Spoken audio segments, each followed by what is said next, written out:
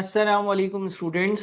इस वीडियो में हम स्प्रिंग 2026 का क्वेश्चन नंबर 2 डिस्कस करेंगे बिजनेस इनसाइट एनालिसिस के पास पेपर्स का। ये स्पेसिफिक क्वेश्चन सस्टेनेबिलिटी के टॉपिक से पर्टेन करता। तो चलिए इस सवाल को सॉल्व करते हैं। क्वेश्चन नंबर 2 है पेपर का। सवाल कहता है Nova Wear Limited NWL is a textile manufacturing company that markets itself internationally as a 100% sustainable fashion brand। Company अपने आप को क्लेम करती है कि ये 100% सस्टेनेबल फैशन ब्रांड है। NWL's website highlights initiatives such as reduced electricity consumption in its head office। Head office में हम बहुत ज़्यादा इलेक्ट्रिसिटी का ख्याल रखते हैं, कम इस्तेमाल करते हैं। यूज़ ऑफ बायोडिग्रेडेबल पैकेजिंग, हम जो पैकेजिंग यूज़ करते हैं वो बायोडिग्रेडेबल होती है, यानी कि वो डिस्पोज ऑफ के बाद जो है वो ख़त्म हो जाती है। और sponsorship of a national tree planting campaign, कोई ट्री प्लांटिंग कैंपेन है उसको भी हमने स्पॉन्सर किया था। तो ये तीन अच्छी बातें हैं। बहरहाल क्या है कि इलेक्ट्रिसिटी की कंजम्पशन कम है, बायोडिग्रेडेबल पैकेजिंग है और स्पॉन्सरशिप है एक नेशनल ट्री प्लांटिंग कैंपेन की। However, 70% of NWL's garments are produced by overseas supplier। 70% चीज़ें जो कंपनी बनाकर बेचती है वो कंपनी ने कहीं बाहर के सप्लायर्स से बनवाई हैं। Recent investigation has revealed that several of these suppliers discharge untreated dye waste into rivers and pay workers below the statutory minimum wage। दो मसले हैं। एक तो ये जितनी भी कंपनीज हैं वो सारे के सारे अपना जो वेस्ट है वो डिस्चार्ज करते हैं किसी रिवर में। दूसरा, जो वर्कर्स हैं उनको पे किया जाता है स्ट्रेचुरी मिनिमम वेज जो होनी चाहिए उससे कम। NWL does not conduct independent audits, company कोई इंडिपेंडेंट ऑडिट भी कंडक्ट नहीं करवाती है of its suppliers, but instead requires them to sign a self declaration form confirming compliance with environmental and labour laws. अब देखिए पहला पैराग्राफ जो था ना वो बड़ी पॉजिटिव बात करता था कि कंपनी बिजली बचाती है, कंपनी बायोडिग्रेडेबल पैकेजिंग यूज करती है, कंपनी ने ट्री प्लांटिंग कैंपेन है उसको स्पॉन्सर किया। सेकंड पैराग्राफ बड़ी नेगेटिव बातें बता रहा है। वो ये बता रहा है कि 70% चीज़ें मैं कहीं और से बनवाता हूँ, फिर जिनसे बनवाता हूँ वो अनट्रीटेड डाई वेस्ट जो है वो डिस्चार्ज करते हैं रिवर में, वो तनख्वाह जो है वो लोगों को स्ट्रेचुरी मिनिमम वेजेस से कम देते हैं और मैं उनका इंडिपेंडेंट ऑडिट भी नहीं करता कि वहाँ पर सब सही चल रहा है या नहीं। यानी कि मैं उनको सिर्फ ये बोल देता हूँ कि भाई एक पर्चे पर सेल्फ डिक्लेरेशन खुद से बोल दो कि भाई तुम जो है ना वो जितने भी काम करते हो ना वो कानून की खिलाफ वर्जी नहीं करते हो, इन्वायरमेंट और लीगल लॉ को और लेबर लॉ को मानते हो। और बस उनसे एक पर्चा लिखवाया हुआ है मैंने कि भाई तुम सही काम करते हो, तुम ठीक काम करते हो, तुम किसी के साथ गलत नहीं करते हो, और उससे दस्तखत करवा लिया। ये नहीं होना चाहिए, बल्कि एक ऑडिट होना चाहिए आपके सप्लायर्स का। यानी कि सप्लायर को बोला जाए कि भाई देखें अगर हम इन्वायरमेंटली फ्रेंडली कंपनी है और हम आपसे प्रोडक्शन करवा रहे हैं तो हम चाहते हैं कि आप किसी कंपनी से ऑडिट करवा कर हमें दें कि आप यहाँ पर जो भी प्रोडक्शंस करते हैं वो इन्वायरमेंटली सस्टेनेबल हैं, कोई मसला नहीं है। ऐसा कुछ नहीं होता, बस उनसे एक अंडरटेकिंग खुद ही ले ली है। Executive bonuses at NWL are linked solely to revenue growth and profit margins. Executive जो हैं उनके बोनस का लिंक जो है वो सिर्फ और सिर्फ ग्रोथ और प्रॉफिट मार्जिन से है। जितना प्रॉफिट ज़्यादा होगा, जितना रेवेन्यू में ज़्यादा ग्रोथ होगी, उतना इनको प्रॉफिट ज़्यादा मिलेगा। और प्रॉफिट के लिए इंसान शॉर्टकट भी मारता है और वो एनवायरनमेंट का ख्याल ना रखे, ऐसा भी हो सकता है। Sustainability information is disclosed in a 2 page summary within the annual report and is not prepared in accordance with any recognized environmental social and governance ESG reporting framework. देखिए रिपोर्टिंग फ्रेमवर्क क्या होता है। रिपोर्टिंग फ्रेमवर्क आपको बताता है कि आपकी जो रिपोर्ट आप तैयार कर रहे हैं किसी बेसिस पर, उसमें क्या क्या होना चाहिए। जिस तरह से अगर हम फाइनेंशियल रिपोर्टिंग करते हैं तो हम IFRS और IAS की नज़र में करते हैं। हमें IFRS और IAS बताता है कि भाई ये बताना, ये बताना, ये बताना, ये बताना। अब मैं यहाँ पर इकोनॉमिक, इन्वायरमेंटल, सोशल और गवर्नेंस से रेलिवेंट मैटर्स की जो रिपोर्टिंग करता हूँ कोई रिपोर्टिंग फ्रेमवर्क ही फॉलो नहीं करता, बल्कि मेरी जो मर्जी आती है वो मैं उस रिपोर्ट में लिख देता हूँ। मेरी मर्जी आती है, कोई बात गलत लग रही होती है वो उस रिपोर्ट में नहीं लिखता। यानी कि यहाँ पर काम सही नहीं होता हुआ नजर आ रहा। आपको ज़रूरत है कि आप कोई रिकॉग्नाइज फ्रेमवर्क को फॉलो करें। जिस तरह से आप रिपोर्टिंग करने के लिए अकाउंटिंग और अकाउंटिंग स्टैंडर्ड्स को, आईएएस को, आईएफआरएस को यूज़ करते हैं, ऑडिट करते वक्त ऑडिटिंग स्टैंडर्ड्स को यूज़ करते हैं, तो ये बात बड़ी ज़रूरी होती है ताकि आपकी रिपोर्ट जो है उसमें एक वज़न आए कि हाँ भाई, ये रिपोर्ट जो प्रिपेयर करी हुई है ये इन बनाए हुए उसूलों की बुनियाद पर करी हुई है। ऐसा नहीं है कि अपनी मर्जी से जो लिखना था लिख दिया।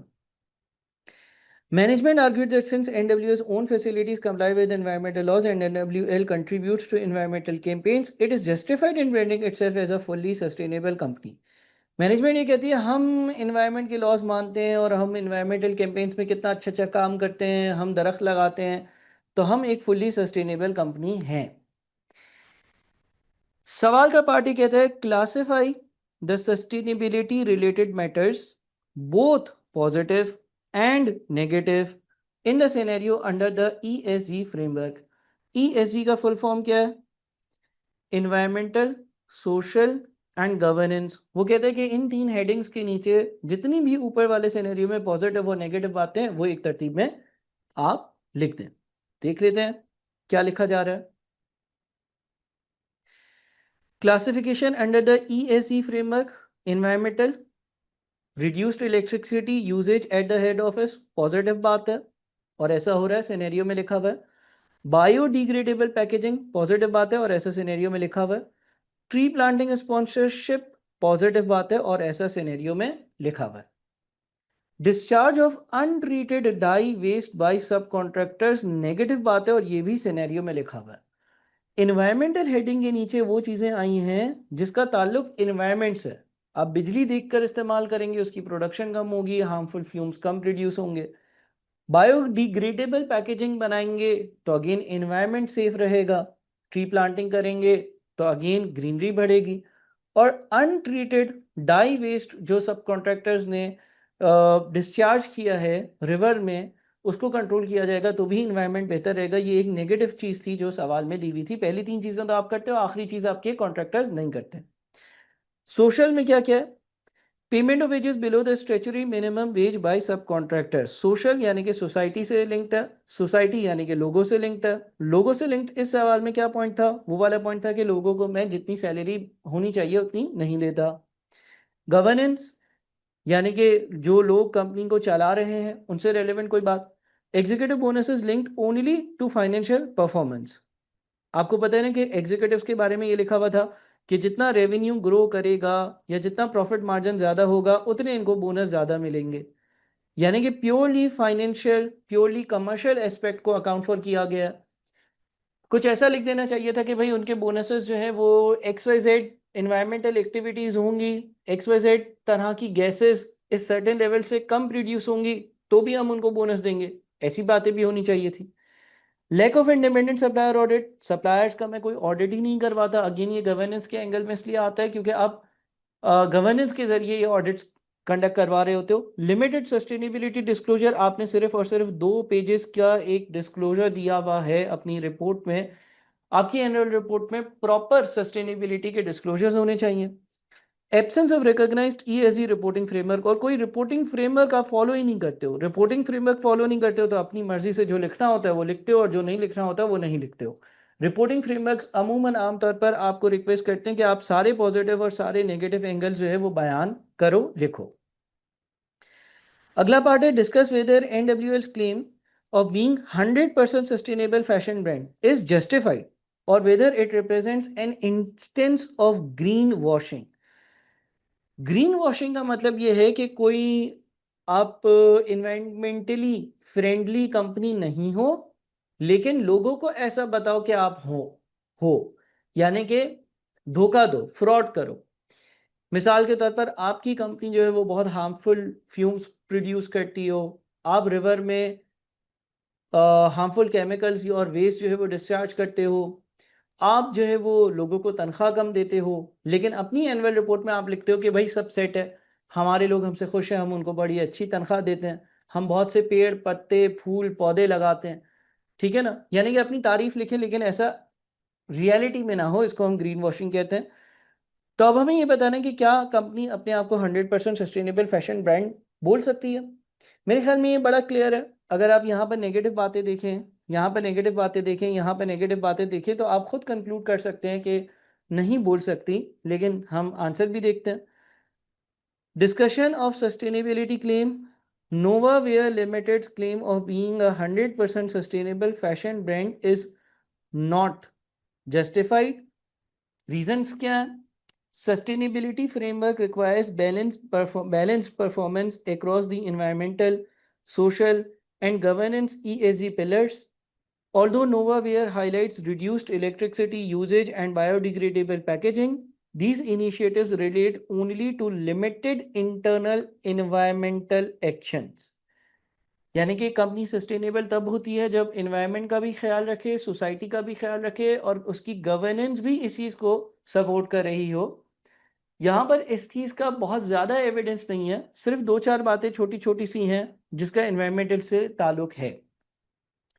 Significant portion of production is undertaken by subcontractors that discharge untreated waste which contradicts sustainability principles environmental aspect. एक और environmental aspect ये है कि जिनसे आप चीज़ें बनवाते हो, जो आपके सब कॉन्ट्रैक्टर हैं, वो harmful waste प्रोड्यूस कर कर रिवर्स में डिस्चार्ज करते हैं और वो 70% लोग हैं। ये लिखा हुआ था कि 70% चीज़ें आउटसोर्स्ड होती हैं, तो ये अगेन एनवायरनमेंट के लिए अच्छा नहीं है। Payment of wages below the statutory minimum wage violates a pillar of sustainability. Social aspect भी पूरा नहीं कर रहे हो आप, उनकी तनख्वाह इतनी नहीं दे रहे हो जितनी मिनिमम होनी चाहिए। Governance structures do not integrate sustainability. जो आपकी गवर्नेंस है उसकी कोई उनकी सैलरीज की या बोनस की कोई इंटीग्रेशन नहीं है सस्टेनेबिलिटी के साथ। उनके सैलरीज, उनके बोनसेस जो हैं वो डायरेक्टली प्रॉफिट्स और रेवेन्यू ग्रोथ से लिंक्ड है। No independent supplier audits are conducted. कोई सप्लायर इंडिपेंडेंट ऑडिट ही नहीं करवाता।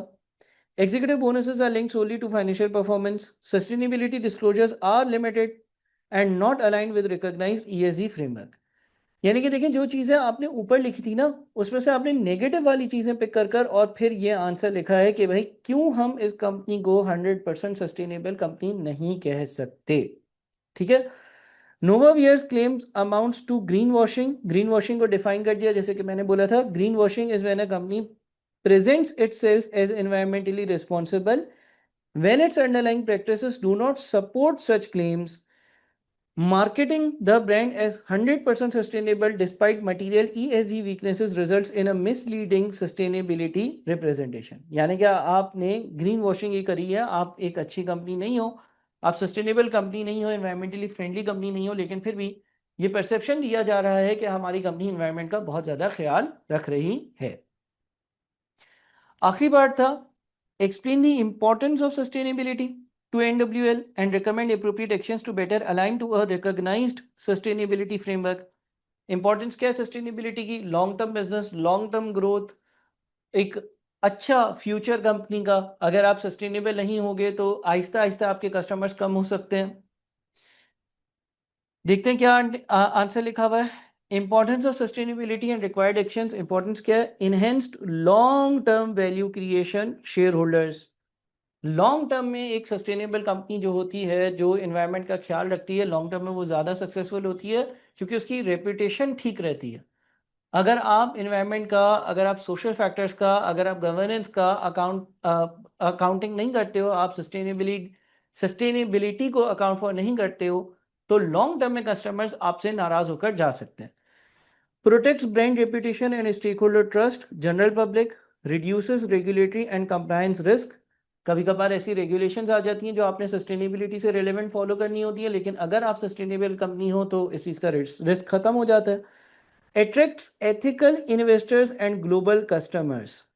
यानी कि ये एक एथिकल इन्वेस्टर को भी अट्रैक्ट करता है। वो बंदा जो ये चाहता है कि भाई वो जहाँ पर भी बिजनेस करे उसकी कंपनी जो है वो हार्मफुल गैसेस ना प्रोड्यूस करती हो, वो कोई सोसाइटी को हार्म ना देती हो, वो किसी के साथ कोई गलत बात ना करती हो, गलत चीज़ ना करती हो। Ensure sustainable supply chain resilience, builds competitive advantage customer. Competitive advantage का मतलब ये कि आहिस्ता आहिस्ता लोग आपसे चीज़ें खरीदने की तरफ आएंगे क्योंकि आपको वो एज अ सस्टेनेबल कंपनी देख रहे होंगे। रिक्वायर्ड एक्शंस क्या है? Implement independent supplier audits. Supplier को एक तो बोला जाए कि वो भाई इंडिपेंडेंट ऑडिट करवाओ, तुम्हारी अंडरटेकिंग पे काम नहीं होगा, मुझे ये मालूम करना है कि वाकई में तुम सारी चीज़ें एज पर एक सर्टेन फ्रेमवर्क करते हो या नहीं, तुम एनवायरनमेंट का ख्याल रखते हो या नहीं। Integrate ESG matrix into executive compensation, यानी कि आप ESG मैट्रिक्स को जो है वो अपने एग्जीक्यूशन में जो है वो किसी तरह से कंपनसेट करो। मैट्रिक्स यानी कि किसी तरह से किसी चीज़ को मेजर करना कि भाई लेट से XYZ% इस चीज़ की चीज़ है या नहीं है, या ये चीज़ें फॉलो हो रही हैं या नहीं हो रही हैं। Adopt recognised ESG reporting standard, ये बहुत ही इंपॉर्टेंट स्टेप है। यानी कि अभी आप कोई रिकॉग्नाइज्ड ESG फ्रेमवर्क को फॉलो नहीं कर रहे हो, आप उसको रिपोर्टिंग फ्रेमवर्क को फॉलो करो। Extend environmental and labor compliance across the supply chain, enhance transparency in sustainability disclosures, disclosures जो हों वो ठीक से डिटेल में हों और ट्रांसपेरेंट हों। ये रिक्वायर्ड एक्शंस थे। सो अब इसी सवाल के जवाब को 2-4 बार अच्छे से जब आप रीड करेंगे तो इंशाल्लाह ताला मज़ीद बहुत ज़्यादा बेहतर फील करेंगे।